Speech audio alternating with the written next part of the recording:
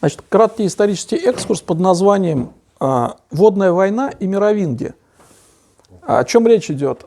Дело все в том, что, как вы обратили внимание, мы стараемся в основном наших рассматривать, но здесь приходится откатываться немножко в Европу. Да, для чего? Потому что у нас будут прямые пересечения, эти две темы будут коррелироваться с тем, что мы будем разбирать о управлении, это непосредственно отношение к мировому управлению имеет.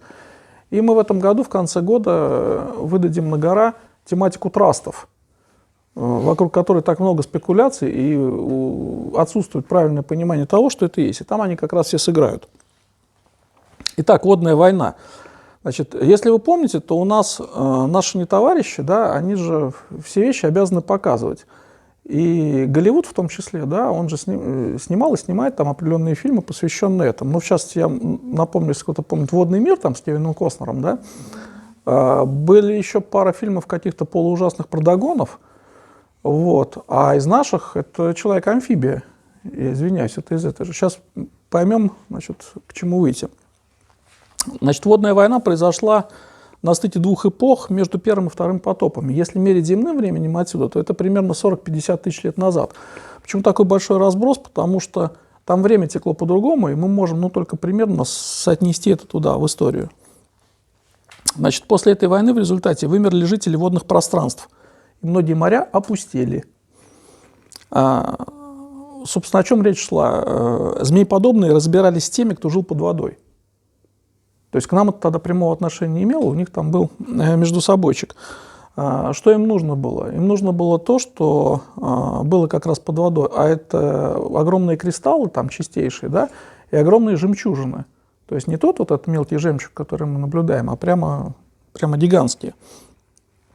Замечу, что впоследствии по результатам этой войны практически все это ушло наследникам Атлантиды. И они на этом потом делали свои опыты и продолжали свою деятельность по управлению энергией, там, по управлению временем с переменным успехом.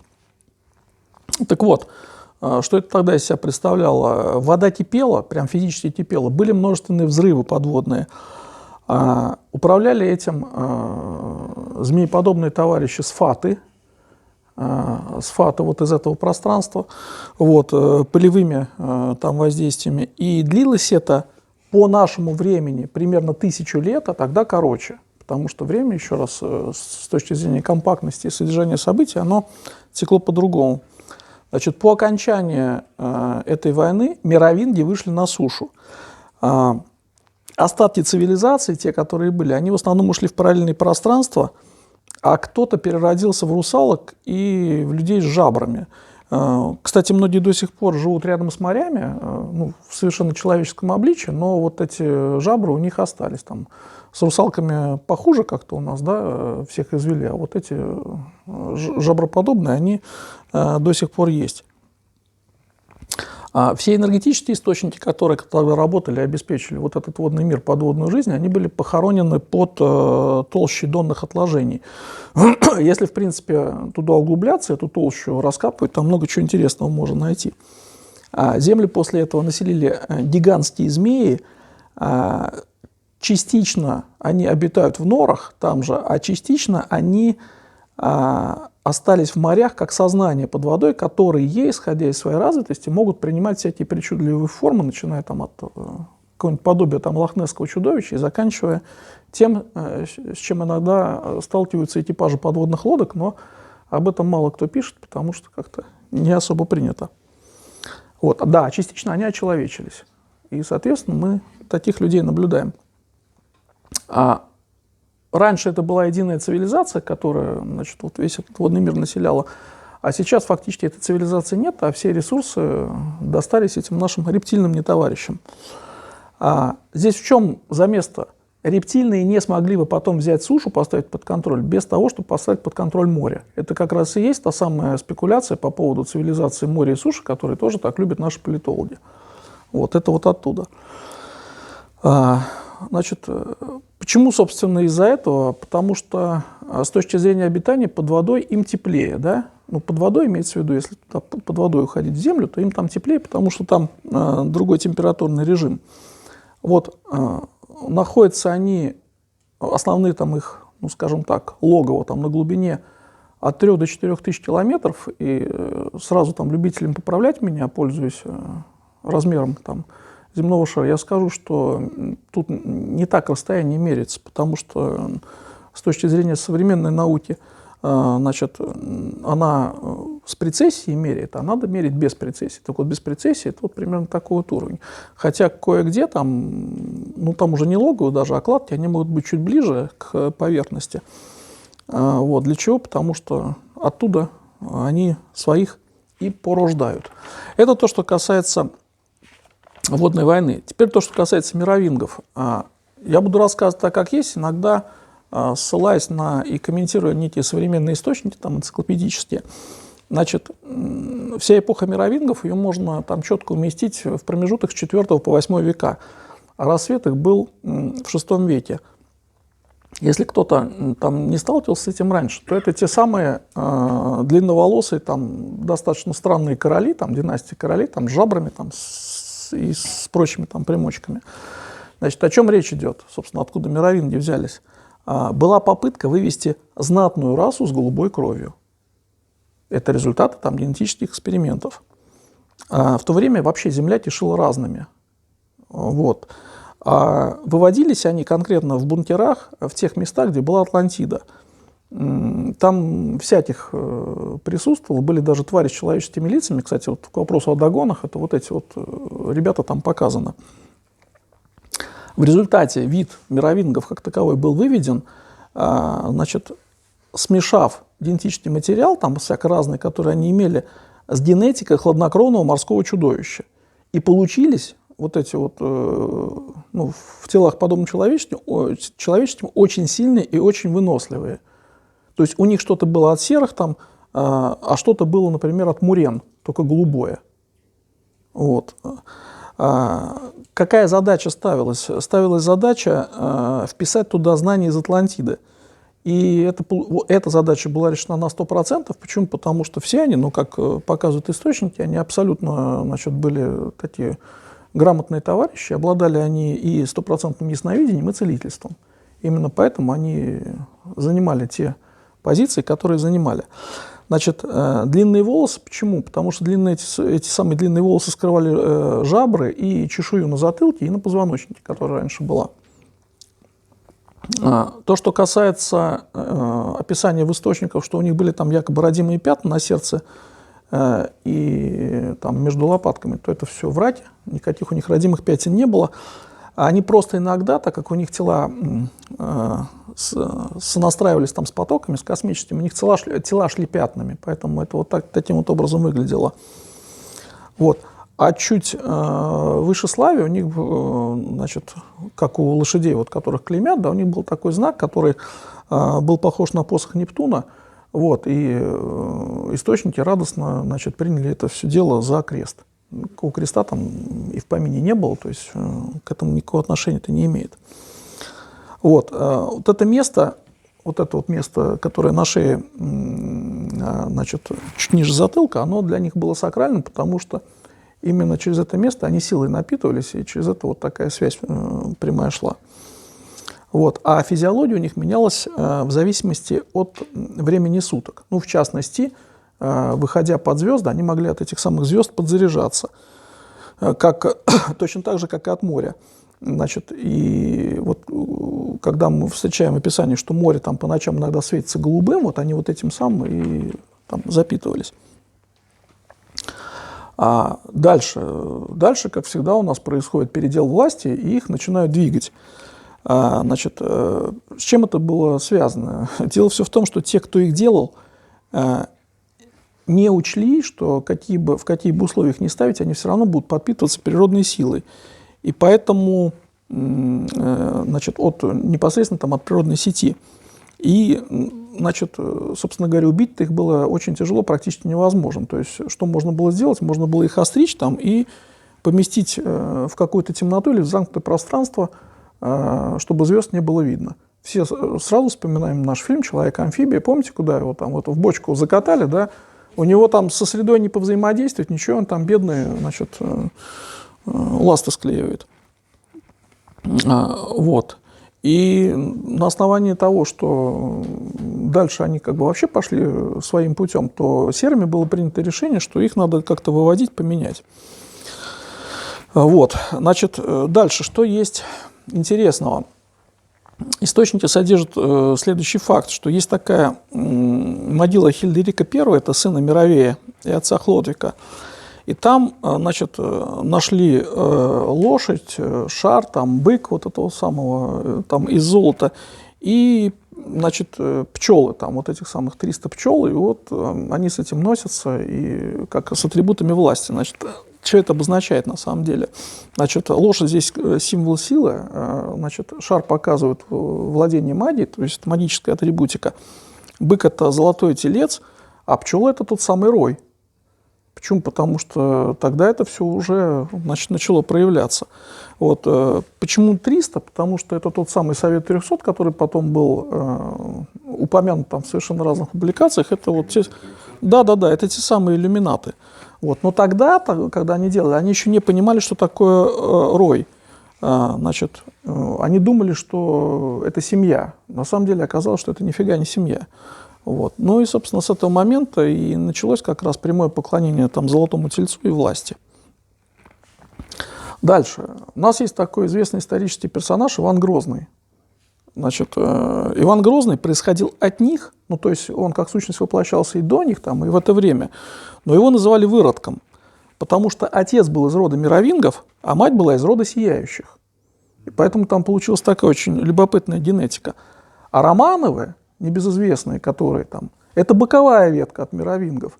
И, собственно, когда мы придем с вами к изучению там, трастов и, значит, всех сопутствующих этому вещей, то у них у всех, значит, постоянно стремление предъявить какие-то аргументы и в чем-то поучаствовать. Хотя те, кто сейчас присутствует в этих фамилиях, они не очень в предмете того, в чем им предлагают поучаствовать, и что на самом деле какая подоплека, что за этим стоит.